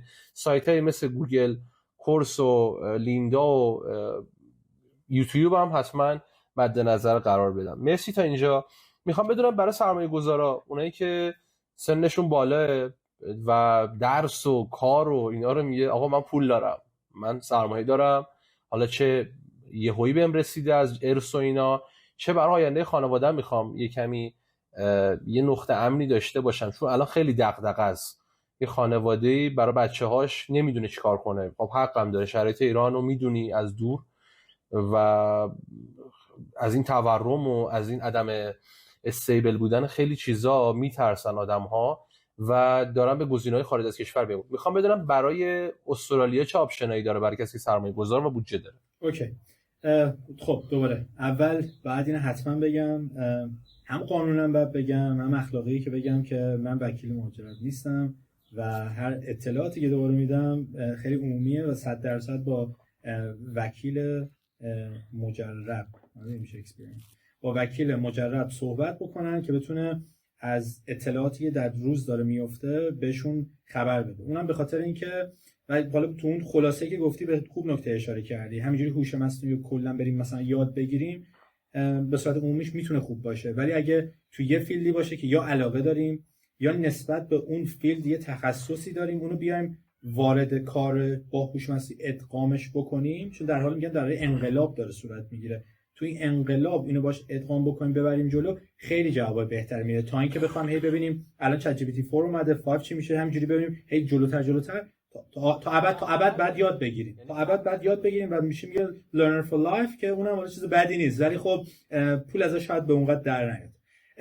حالا چرا اینا گفتم؟ به خاطر اینکه کار خود من با بیزنس هاست، یعنی کار خود من با بیزنس های کوچیک و استارتاپ ها هستش و ما هوش مصنوعی رو با این کار اومدیم ادغام کردیم با هم. خب من بعد از این که داشتم هوش مصنوعی رو پیش می‌بردم، همزمان در کار رستوران زدن، کافه بعد خریدن و فروختن، بعد وارد این کار بیزنس یعنی ترید کردن بیزنس ها شدم و حالا از هوش مصنوعی دارم استفاده میکنم که اون نالجی که اونجا دارم، یعنی مثلا به فرض مثال ما قبلا می‌خواستیم بیزنس رو ارزش‌یابی بکنیم، بعد می‌فرستیم واسه حسابدار، تمام اطلاعات رو می‌گرفتیم، یه پروسه بود که یه هفته 2 هفته طول می‌کشید. در حال حاضر ما ارزش گذاری بیزنس ها رو زیر یه روز انجام میدیم، اونم زیر یه روز، فقط به خاطر اینکه جواب سریعتر به مشتری ندیم، چون فکر میکنن حتما با ما کار خوب انجام ندادیم، یعنی ما فقط وای میسیم که فکر نکنن الکی کار انجام دادیم، ولی کارمون الان خیلی دقیق‌تر از قبله، ولی زیر 10 دقیقه، زیر از اطلاعاتی که وارد سیستم بکنیم من ثانیه بعدش جواب دارم، تا اصلا که این قبلا این پروسه شاید یه هفته 2 هفته مینیمم طول میکشه، تازه ارزش گذاری هم که میشد اونقدر دقیق نبود، الان خیلی دقیق‌تر. خب یعنی من اومدم اون دانش هوش مصنوعی اضافه کردم به اون کار خودم. حالا راجع به اون افرادی که میخوان سرمایه‌گذاری بکنن، دوباره راجع به اینکه بخوان سرمایه‌گذاری بکنن تو چه حیطه‌ای بخوان سرمایه‌گذاری بکنن فرق میکنه، شرایط بازار همیشه فرق میکنه، شرایطی که حالا اون بیزنس باید داشته باشه واسه اقامت فرق میکنه، تو کدوم ناحیه باشه، تو کدوم شهر باشه، قسمت بیزنس دیستریکت باشه، یعنی مثلا اون مرکز شهریت باشه، یا اون قسمت ریجنال، میگن اون قسمت ریجنال یعنی یه فاصله مشخصی از هر شهری داره اون محله ها، تو اونجا بخواد باشه، میزان سرمایه‌گذاری تغییر پیدا میکنه و نوع بیزنسی که میتونن واردش بشن فرق میکنه. از اینکه حالا وارد چه بیزنسایی میشن دوباره یه ذره بعد از اون تاپیکی که الان تا الان صحبت می‌کنم یه ذره فاصله بگیریم حالا تو وارد چه بیزنسایی بخوام بشن. حالا وقتی میخوام بیان برای اینکه حالا از طریق وکیل‌هایی که ما باشون در ارتباط هستیم، چون ما به خیلی‌ها کمک می‌کنیم برای اینکه بخوان برای مهاجرتشون، نه برای پیدا کردن اون بیزنسی که میخوان داخل استرالیا پیدا کنن، تو اون مرحله کمکشون می‌کنن. مرحله اقامت که چه شرایطی لازم داشته باشه ما نمیدونیم، چون کار ما این نیستش.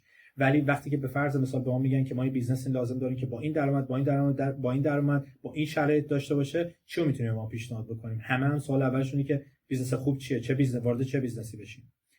راجبه میتونم بگم که نسبت به ریسکی که شما میخواد بردارید، یعنی نسبت به ریسک، یعنی ما اون لیور اگه بخواد داشته باشه، ما هر چقدر ریسک بالاتری بخوایم بکنیم، میزان سرمایه‌ای که شاید نیاز باشه کمتر شاید بشه و میزان سوددهی بیشتر میشه. ولی خب درصد موفقیتی که تو اون هیت شما به اون درآمدی که فکر میکنید با این ریسک میخواد بپذیرید دوباره جابجا میشه. یعنی به فرض مثلا شما میخواید خیلی مطمئن باشید پول بذارید تو حسابتون، 1%، 2%، 3% سود بگیرید، در پولتون مطمئن میمونه. حالا نرخ تورم 1% شاید پایینتر باشه، بیشتر 1%، مثلا 2-3% بخواد پایینتر باشه و چیز زیاد خاصی به دست نمیاد. یا میتونید برید تو قمارخونه شیر یا خط باشه بذارید، یا شیر یا خط، یا در آن واحد 2 برابر میشه، یا در آن واحد همه چی از دست میدید. بین این دوتا هر چی که شما ریسک فاکتورتون رو بالاتر ببرید، احتمالی که درآمدتون بالاتر باشه کمتر میشه، ولی واسه درآمد بیشتری دارید میدید. یعنی با توجه به این که شما مسعود بذار تا اینجا درست فهمیدم، تو الان داری میگی یه سیستمی دارید به خاطر کاری که میکردین و هوش مصنوعی و اینها، الان میتونی به آدم‌ها کمک کنی تا بتونن بیزینسی رو اونجا لانچ کنن با سرمایه‌ای که دارن. یعنی من میام میگم آقای مسعود حیدری، من الان 10 میلیارد تومان دارم یا انقدر دلار دارم و میخوام بیام تو استرالیا، دوست دارم تو حوزه شرکت خدماتی کار کنم، دوست دارم هم تو سیدنی. یعنی یه سری دیتا به تو میده، دیتا انتری به تو میکنه و بعد تو میای بهش بیزینس پیشنهاد میکنی. درست فهمیدم؟ نه یکم متفاوت. من فکر کنم شاید بد منظورم رسونده باشن. نه یعنی به فرض مثال اینکه از ایران باشن بخوان چیکار بکنن دوباره کار ما نیست. ولی اگر در حال حاضر یا استرالیا هستن یا اوردی لاچ کردن، میدونن 6 ماه دیگه، 7 ماه دیگه، 8 ماه دیگه، 10 ماه دیگه قرار وارد استرالیا بشن. حالا وارد استرالیا شدن، میخوان اون بیزنس رو پیدا بکنن، تو اون مرحله ما میتونیم کمکشون بکنیم. هوش مصنوعیمون کجا به کار میاد؟ توی ارزش گذاری بیزنس ها و بتونیم از ارزش سنجی بکنیم اون بیزنس ها رو که اون قیمتش به چه شکلیه و حالا بقیه پروسه‌ای که بخوام انجام بدیم. یکی از شرکتایی که دارم که تو این زمینه هستش، یعنی ما از اون هوش مصنوعی کمک میکنیم واسه اون ارزش گذاری. ولی اینکه تو کدوم هیته بخوایم بریم، این نیاز به دیگه گفتگو یک به یک داره که ببینیم که علایق به چه شکلی هستش، آیا اون فرد برونگرای، درونگرای، داخل چه بیزنس‌هایی میخواد بره. بعد یه سری لیست بیزنس‌ها، مثلا به فرض مثال بیزنس مدل A در میاد، B در میاد، C در میاد. حالا واسه بیزنس A B C تو این منطقه ها ما وقتی که بخوام پیدا بکنیم، مثلا یه 200 تا بیزنس هستش، از اون 200 تا بیزنس حالا بر اساس علایق انتخاب می‌کنیم، میگم ما این سری بیزنس‌ها رو می‌خوایم با توجه به ریسک فاکتوری که داره. مثلا میگیم شما به سرمایه‌تون احتمال داره 3 ساله برگردید به اصل سرمایه‌تون برسید، یعنی مثلا میگیم ROI به اون ریترن اف اینوستمنتتون برسید، 3 ساله میرسید یا 2 ساله میرسید یا 1 ساله میرسید. ولی اگر 1 ساله، یعنی تو عمل کرد اومد توی ماشین حسابش یا تو اون نحوهی که ما حساب می‌کنیم شد 1 ساله، شما باید بدونید که ریسک خیلی بیشتری رو دارید میپذیرید تا کسی که به اصل سرمایه‌اش 4 ساله میرسه. و این با توجه به اون نحوه خرج و مخارجی که دارن و نحوه سرمایه‌گذاریشون میتونه خیلی متفاوت باشه. ما تو این پروسه کلا کمک می‌کنیم توی یکی از شرکتامون و از هوش مصنوعی هم استفاده می‌کنیم واسه ارزش گذاری بیزنس‌ها و پیدا کردن اونها و ارتباط با اونها. از هوش مصنوعی استفاده می‌کنیم به جای اینکه با 1000 تا بیزنس اونر یکی یکی زنگ بزنیم ببینیم آیا بیزنس رو شما می‌فروشید. مثلا ما اوردی می‌دونیم که یک نفر به فرض مثال، یه مثال خیلی بدیه ولی مثلا کارواش می‌خواد، ما به جای اینکه بیام یکی یکی به تمام کارواش زنگ بزنیم که آیا کارواش رو می‌فروشی، ما یک هوش مصنوعی داریم، مثلا چت بات هوش مصنوعی که مستقیما با این ارتباط برقرار کنه. من هیچ موقع نمی‌فهمم هوش مصنوعی این مکالمات ما با همه اینا شروع می‌کنیم به صحبت کردن در آن واحد و مثلا می‌فهمیم که از این 100 تا 3 تاشون مایل به فروش هستن. از اونجا به بعد دیگه حالا ما دیگه مستقیما یکی از افراد تیم زنگ میزنه بهشون میگه راستی ما اینجا ادامه صحبت رو بعد دیگه اتم می‌کنه. بعد دیگه می‌فهمیم که اوکی این بیزنس اینه، حالا اطلاعاتش ازشون می‌گیریم و سریعتر به جای اینکه 2 هفته باشه سریعتر به اون ارزش گذاری میرسیم و به اون عزیزی یا اون کلاینت که داریم کمک میکنیم میگیم که بیزنسی که شما میخواید بخرید این بیزنس هست، قیمتش هست به فرض مثال 300,000 تا، بازگشت سرمایه‌اش احتمالاً 2 ساله برمیگرده یا احتمالاً 3 ساله برمیگرده، دوباره بر اساس اون ایندیکیتوری که بوده. حالا اینکه بخوام وارد چه صنف بشن، بیزنس بشن، تحقیق زیادی نیاز داره و تحقیق این که راجع به این که صنعت الان داره به چه شکلی داره پیشرفت میکنه، آینده استرالیا به چه شکلیه و تو چه هیته‌ای اوردی سابقه دارن و اون سابقه میشه به کار برده میشه، یا اینکه آیا اون فرد میخواد اون بیزنس رو خریداری بکنه، خوش نمیخواد داخل بیزنس باشه، میخواد داخل بیزنس باشه، به چه صورتی میخواد فعالیت بکنه. چون خب داخل بیزنس باشه آپشن ها متفاوت میشه تا کسی که فقط بخواد سرمایه گذاری بکنه و بیزنس واسش بگرده و خودش بیرون کار باشه. خب معلومه که اگر خودش نمیخواد اون بیزنس رو مدیریت بکنه، یک نفر دیگه باید مدیریت بکنه و اون یک نفری که بخواد مدیریت بکنه یک درآمدی بعد یه حقوقی بعد به اون داده بشه، پس اون بازگشت سرمایه‌مون طولانی‌تر میشه. با توجه به اون مواردی که اون شرایط و مواردی که کلاینت داره میتونیم تصمیم بگیریم که بخوایم چیکار بکنیم. و این کار ما برای مهاجرت نیستش. من اصلا برای مهاجرت هیچ اطلاعی ندارم. با توجه به اون شرایطی که اون کرایتریایی که دارن به ما میگن این کرایتریامونه، ما الان اینجا هستیم، ویزامون رو لاچ کردیم یا اصلا وارد اینجا هستن یا از ایران هم داریم که مثلا به فرض میدونن بین 5 ماه تا 1 سال دیگه نتیجه ویزاشون میاد یا اوردی اومده الان ایران هستن میخوام بیان، با ما تماس میگیرن میگن ما اینو میخوایم این کار با شما جلو ببریم، میخوایم خریداری بکنیم، به چه نحوی هستش. حالا بعد دیگه ما اون پروفایل آماده میکنیم، بر اساس اون پروفایل‌ها شورت لیست میکنیم بیزنس هایی که قابل قبوله براشون. از اون قابل قبول حالا شروع می‌کنیم بیزنس‌ها رو پیدا کردن، نه اونایی که فقط تو سایت و گوگل زده که من می‌خوام بفروشم، تمام بیزنس‌هایی که وجود داره، اونایی که برای فروشه، بعد یه خلاصه مختصر بهشون میدیم که اینا بتونن وارد اون بیزنس بشن. و اینکه تو چه صنعتی وارد بشن، شرایط همیشه تغییر می‌کنه. یعنی نمیشه مطمئنا گفت این بیزنس خوبه. هر بیزنسی برای فرد مناسبش به قیمت مناسبش خوبه. شاید حتی یه بیزنس در ضرر باشه ولی صاحب بیزنس، یعنی صاحب فعلی بیزنس، بخواد اصلا $0 بفروشه بره، فقط به خاطر اینکه یه سری هزینه‌ها داره، هزینه‌ها رو نمیتونه کاور بکنه. شاید خریدار جدید بتونه بیاد، یه فکرای جدید بیاره، یه نیروی جدید بیاره، یه پوش جدید، یه انرژی جدید بخواد اونو پیشرفت بده. و برعکسش هم دقیقاً برعکسش هم هست. یه سوالی اوایل بعد می‌پرسیدم اما الان به نظرم اوکی. خیلی کشورها هستن ویزا نمیدن، مثل حالا امارات، تو هر چقدر بمونی اونجا 10 سال 100 سال هم بمونی به تو ویزا نمیده، اقامت میده فقط. ولی خب مثلا کشوری مثل انگلیس 4 سال بمونی به تو یه لایسنسی میدن، بعد 5 سال به تو ویزا میدن که خب این ویزا همون پاسپورتیه که خیلی کمک میکنه دیگه، تو راحت همه جا میتونی بری. میخوام بدونم استرالیا داستانش چیه؟ ویزا میده نمیده، اقامت میده، چیکار میکنه؟ برای بیزنس ها دوباره پرانتز باز کنم که من وکیل نیستم و اینو بعد از وکیل بپرسم، ولی چون با افرادی که ما باشون کار میکنیم و ما تماس میگیرن و داریم بهشون کمک میکنیم هستن که خب ما میفهمیم که میدونن این بیزنس رو دارن خریداری میکنن با هدف اقامت. خب بعد وقتی هدف اقامته، دوباره اون شرایط، اون معیارهایی که ما داریم یه ذره برامون تغییر میکنه و در حال حاضر هستن که یا اینجا هستن چون ویزاشون چند ماه پیش گرفته بودن، یا چند سال یه سال خورده پیش گرفته بودن، حالا رو با ویزای فکر میکنن ویزای 188 باشه، بعد تبدیل میشه به 888. دوباره من زیاد اطلاعی از این بابت ندارم، ولی اینو میدونم که با ویزای بیزنسی قبلا میشده اقامت گرفت، یعنی آدم با ویزای بیزنسی بیاد و اقامت بگیره و شهروند استرالیا بشه. یه مدت ظاهرا کوتاه اینو دارن تغییر میدن یا تغییر دادن و به زودی دوباره شروع میشه، یعنی دوباره با ویزای بیزنسی میاد ولی با یه شرایط جدید. شرایط جدیدم وکیل پرسیده بشه خیلی بهتره که اونا خیلی بهتر میتونن راهنمایی بکنن، ولی اونجا که من اطلاع دارم ویزای بیزنسی هست، شرایطش فقط فکر کنم به تازگی یا تغییر کرده یا میخواد تغییر بکنه.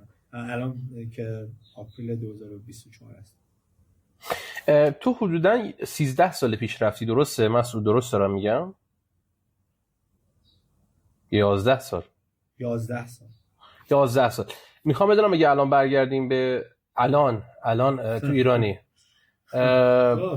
دوباره استرالیا با توجه به همه چیزایی که میدونم، همین الان دیگه با همه دانشی که داری همچنان استرالیا؟ با همه دانشی که دارم، اگر پیشرفت، اگر هدفم این بود که بخوام درآمد بهتری داشته باشم و بخوام توی شرکتی برم وارد بشم کار بکنم درآمدی بهتری داشته باشم، تو ایران میمونم. چون با توجه به چیزایی که اتفاقی که داره هوش مصنوعی میفته، همون کارا رو میتونم بکنم بدون اینکه بخوام اون مالیات‌ها رو بدم. که آره دوستان عزیزان مثل تو هستم، دوستان عزیزام دارم، ولی خب حالا شرایط دیگه، خب چون من شاید دور بودم از اون شرایط، دوباره تو بانک میریم مشکلم، هر اتفاقایی که حالا توی جامعه در حال حاضر داره تو ایران میفته من اونا رو در نظر نگرفتم. من الان دارم با تجربه خودم دارم میگم، ولی حالا اگه مثلا یک نفر اون یعنی تصمیم گرفته باشه که بخواد از ایران بیاد بیرون، بخواد چیکار بکنه، دوباره معیارها فرق میکنه. اما اگه مثلا فکر من این بود که بخوام درآمد کسب بکنم و پس من برم استرالیا که درآمد کسب بکنم، به نظر من به این دیگه نیاز نیست که من برم استرالیا درآمد کسب بکنم. اون الان اون دیگه نکته خیلی خوبیه اینکه بهش ما خیلی ایران رو بد میدونیم. خب نمیتونیم من بگیم خوبه، شرایط امنیت، بهداشت و اینا قبول خیلی حرفا، ولی جنبه مثبتی هم داره. مالیات و اینا کمه فعلا تو ایران و به جای اینکه آدم اون درد مهاجرت رو بپذیره، الان به خاطر وجود تکنولوژی میشود در روستا نشست، طبیعت بکر ایران و درآمد دلاری با حقوق استرالیا داشت. این خلاصه چیزیه که میخوایم بگیمه. و اصلا بگم من شد همین تو همین زمینه، من الان نمیخوام اسمشو ببرم، ولی ما هر کاری میخوایم بکنیم که یکی از دوستانمون از ایران بیاد استرالیا، که بیاد یکی از شرکت‌ها رو خودش ببره جلو، چون میدونیم کار اون فرد هستش. ولی میگه من میخوام هر هفته پدر مادرم رو ببینم و نمیتونیم اینو جدا بکنیم. پس معیارها باید ببینیم دقیقاً ارزش گذاری‌ها به چه شکله. اون ارزش گذاریش اینه که من حاضرم همه این سختی‌ها رو بکشم، یا سختی‌هایی که برای یه نفر سختی‌ها رو اگه واسه سختی‌ها رو بکشه، ولی فلان اون چیزی که ارزش واسش داره از دست نده یا ازش دور نباشه، حالا به خاطر کولت سن، به خاطر علاقه، به خاطر نزدیکی قلبا، به خاطر اصلا خودش نمیتونه با اون چالش کنار بیاد ولی نیاز نداره که بیاد. ولی خب میگم این یه شرایطی که نسبت به هر کسی فرق میکنه. یعنی من اگر مثلا تو ایران بخوام باشم، روزی 2 ساعت تو ترافیک باشم، شاید الان این جوابی که دادم که من ایران میموندم و شاید نمیگفتم. ولی شاید اگر درآمدم مثلا فرض درآمد، شاید میرفتم یه جای خلوت و دوره آیا حالا اینترنت قطع میشه بس میشه، من اینا رو دارم نمیبینم، من چون اینو روزانه تجربه نمیکنم. برای همین من دارم بیرون نگاه میکنم اون چیزای بد میگن همیشه اون چیز سبز از دور قشنگتره. دقیقاً الان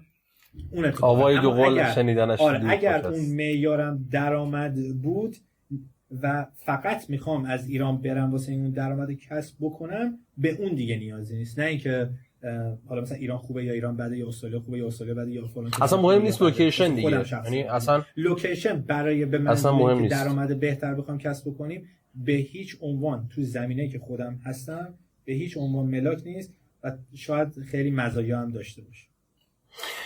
مرسی. من این بخش دوم صحبتم یه جنبندی کنم.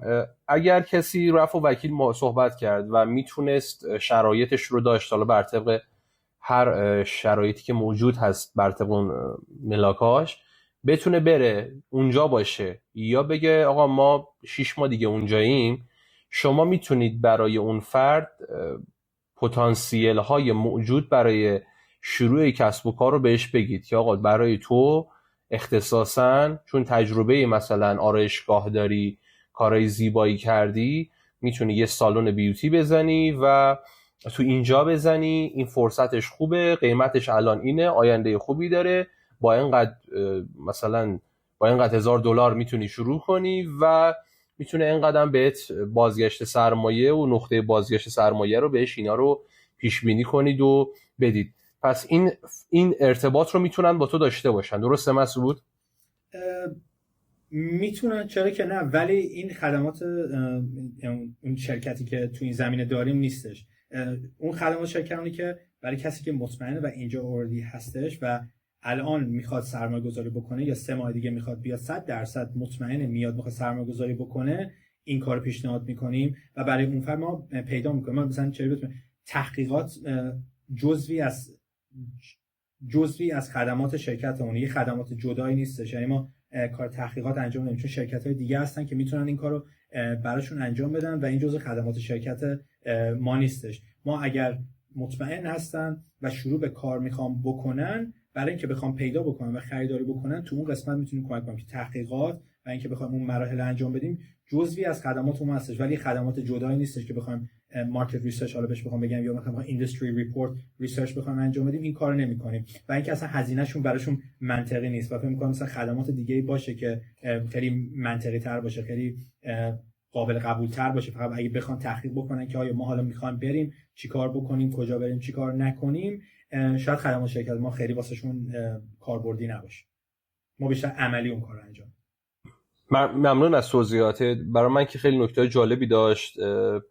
یه سری چیزا رو میدونستم ولی بهش تاکید بیشتری شد که آقا مهم نیست الان تو عصر انقلاب تکنولوژی هوش مصنوعی واقعا دیگه لوکیشن مهم نیست. هوش مصنوعی تو انقلاب هوش مصنوعی، تو انقلاب هوش مصنوعی، آره به قول معروف تکنولوژی فراتر، فقط تکنولوژی نیست. تو این دنیای هوش مصنوعی که داریم ورود پیدا می‌کنیم و باید خواه یا ناخواه هر بیزینسی، حتی اون فلافل فروشی هم تا چند وقت دیگه مجبور میشه ورود پیدا کنه بهش. دیگه لوکیشن مهم نیست و تو میتونی از هر جایی، چون بر بستر اینترنت هوش مصنوعی و تو این دهکده جهانی میتونی حضور پیدا کنی و از حتی روستا توی تبت به قول تو کارتو پیش ببری. مثلا نکته باشه نکته هست اضافه کنی به این گفتمان یا نه؟ تنها چیزی که میتونم بگم که خیلی مهمه این که عین صحبتی که گفتم من رفتم تو اون گرد همایی، تو اون جمع افراد ایرانی که با اون استاد صحبت کردم و استاد به من گفتش که همینجا به سلام میکنم و آقای خاکباز عزیز اگه حالا یه وقت دید سلام امیدوارم سیدنی ببینم، اینقدر مشغول هستیم من دیگه اصلا خیلی سال الان در ارتباط نیستیم، ولی همون روزی که ایشون به من گفتن که تو لاجستیک، چون خب هیته کارشون لاجستیک بود و راجع به لاجستیک صحبت کردن، اطلاعاتی که من میدم رو اون فیس ولیو نگیرن، اون روکش اصلیشو وردارن و اون زیر مجموعه‌اش رو ببینن، یعنی که اون علاقه رو داشته باشید به اون چیزی که واقعا، یعنی یه چیز کلیشه‌ای بهش نگاه نکنید، واقعا به چیزی که علاقه دارید، چون علاقه باعث میشه که کار به حساب نیاد. یعنی شما به جای اینکه دقیقاً همون مثالی که زدی اینستاگرام، از اینستاگرام این یک چاقو میشه باش زد یکی رو کش، میشه یه نفر نجات داد، میشه وقتی علاقه به اون قسم به اون هیته دارید و اون علاقه یا علاقه رو مطمئن نیستید، اون کاری که باش خوب دوست دارید، خوب هستید، اونو حالتون خوبه باهاش، که آره تو اینستاگرام میشه اونو دنبال کرد، میشه کانکشن زد، میشه ارتباط برقرار کرد با افرادی که تو این صنعت هستن، میشه کنجکاو بود، یعنی با اون چیزی که علاقه دارید و کنجکاوی باشه و ببینید رویکرد آینده چی هستش و این مسیر خیلی بهتریه تا اینکه مسعود نوعی یا یک نفر دیگه میگه فلان کار انجام بدید. اون کاری که دوست دارید ببرید جلو و ته ذهنتون هم اینو در نظر داشته باشید در حال حاضر در یک انقلاب هستیم. این دوتا آیا با هم دیگه هستن؟ یکی میگه نه اصلا من کاری که من میکنم، چیزی که علاقه دارم، به هیچ عنوان با هوش مصنوعی ریپلیس نمیشه. شاید نشه، اگه نمیشه اونو دنبال بکن، همونو به همون نحوی که میخوای برو جلو. شاید استرالیا کشورش نباشه، مسیر خودت خیلی راحت تر پیدا میکنی. اگه اون چیزی که علاقه داری، اون علاقت رو دنبال بکنی و واقعا دنبال بکنی، از تو اینستاگرام میتونی به اون علاقه برسی، از تو لینکدین میتونی برسی. و برای افرادی که دنبال کار هستن به صورت یعنی اینترنشنالی، حالا هر جا هستن دارن این صحبت رو دارن گوش میدن، لینکدین واقعا ابزار خیلی خیلی خیلی مفیدیه و به اندازه کافی ازش استفاده نمیشه. لینکدین جای نیستش که ما فقط بریم از چیزهای خوبی که اتفاقای خوبی که افتاده بگیم این سرتیفیکت رو گرفتیم، اون سرتیفیکت گرفتیم.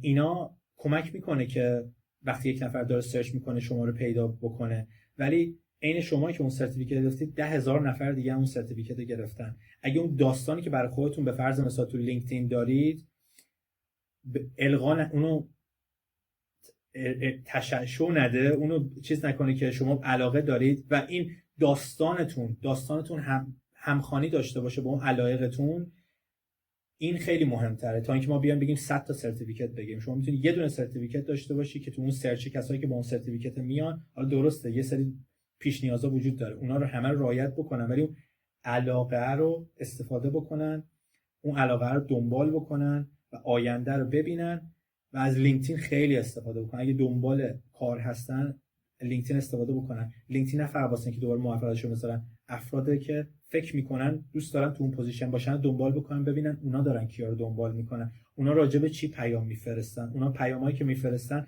کسایی که کامنت میدن کامنتاشون راجع به چیه، از اون خیلی چیزا یاد میگیرن. من با خیلی از کسایی که الان در حال حاضر باشون ارتباط برقرار میکنم، با اینکه بهشون زنگ بزنم نیست، ارتباطی برقرار کردم، ارتباطی ارگانیک بوده. یه مشکلی داشتم که خودم باش برخورد کردم که اون میتونسته اون مشکل منو حل بکنه، یا فرد مقابل یه مشکلی داشته، یا من یه سینرژی دیدم، از اون سینرژی با هم دیگه صحبت شروع کردیم و از اون صحبت شده که حالا بریم تبادل اطلاعات کانتکت بکنیم و با هم دیگه ارتباط برقرار بکنیم و ارتباط به صورت ارگانیکی بره جلو. یعنی به جای اینکه ما اگه حتی مثلا به فرض مثلا واسه پی اچ دی اقدام بکنیم، یک حکیبه اینه که به 100 نفر تمام استادا بگیم آره ما تو این گرانتتون میخوایم اقدام بکنیم، ما خیلی علاقه داریم به این تاپیک شما، اون ایمیل رو که کپی پیست شده فقط اسم عوض شده و نهایتا یه جمله عوض شده، ما به 5 نفر بفرستیم که اون 5 نفر خون بگه این داره با من ارتباط برقرار میکنه.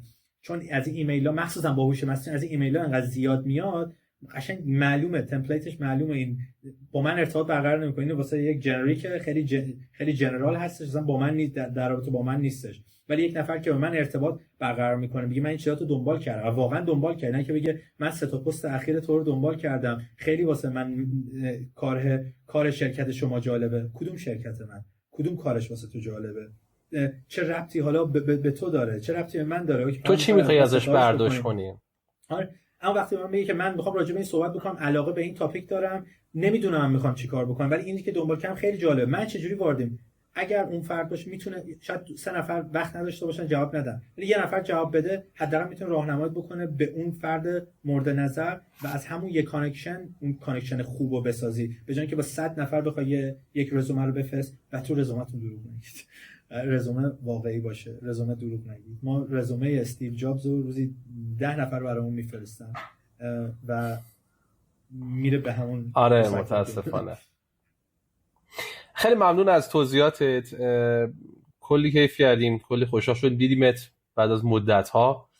تصویری با هم صحبت نکرده بودیم و امیدوارم کمک کنه به بچه‌هایی که دغدغه موندن یا رفتن رو دارن و حتی دغدغه توسعه فردی. یعنی این به نظر من ویدیوی کمی پاشو فراتر گذاشت و با آدما میتونه کمک کنه که آقا یه نگاه جدید پیدا کن، حتی اگه داری تو کار خودتی برو ببین تهش چیه، برو ببین ته تکنولوژی چیه و یه کمی تو اونم اکسپرت شو. شاید فردایی دیگه نتونی همین کار رو انجام بدی، مجبور بشی تم به این انقلاب بدی. مسعود جان مرسی وقت گذاشتید. از ایران با تو خداحافظی میکنیم و یه راه ارتباطی هم راستی از تو ما انشاءالله میگیریم، میذاریم توی هم کپشن که دوستان بتونن با تو ارتباط بگیرن و ممنون میشم ارتباط رو بهشون صحبت. همون پیشنهادی که دادم در رابطه با لینکدین خیلی راه خوبی هستش. من نیکنیمم تو لینکدین ماس هستش، ماس هیدری هستش. حالا سرچ بکنید میاد، حالا میگی تو کپشن میذارید، با ما میتونن ارتباط برقرار بکنن. بعد اگر یه سلام به من خواستی بدی، یه پیام خواستی سلام بده، بعد جنریک نباشه، یه چیزی اگه واقعا واسه جالبه بپرس، یه چیز کپی پیست نفرست، یه چیز واقعی بفرست. دیکتش هم اشتباه باشه من ترجیح میدم تا اینکه خیلی واضح باشه. خودت باشی. آره حتما اگه بتونم کمک بکنم میکنم. اختصاصی باش دیگه، به قول دوستی میگفت اختصاصی، ورژن خودت رو ارائه بده. به نظر من حرف خوبیه، حتی ورژن ناقص اما ورژن خودت. آقا دم شما گرم، بهترینا برات مسعود عزیز، بهترینا رو برات آرزو میکنم و یک سال بسیار خوب رو داشته باشی. خدا نگهدار. همچنین برای تو. مرسی. خدا نگهدار.